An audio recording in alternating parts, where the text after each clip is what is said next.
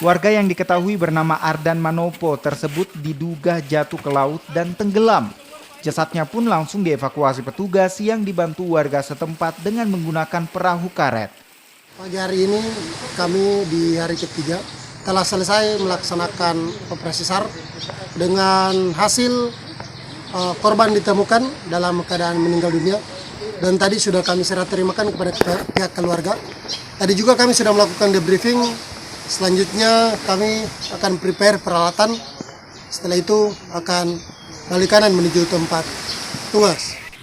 Sebelumnya, korban yang saat itu sedang memancing di laut pada Minggu sore dilaporkan hilang oleh keluarganya karena tidak kembali ke rumah hingga Minggu malam.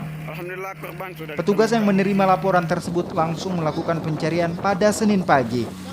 3 hari melakukan pencarian, korban baru ditemukan pada Rabu pagi. Korban dinyatakan hilang diduga karena perahu yang digunakan oleh korban terbalik hingga menyebabkan korban tenggelam di laut. Muhammad Kaida, Kompas TV, Gorontalo Utara.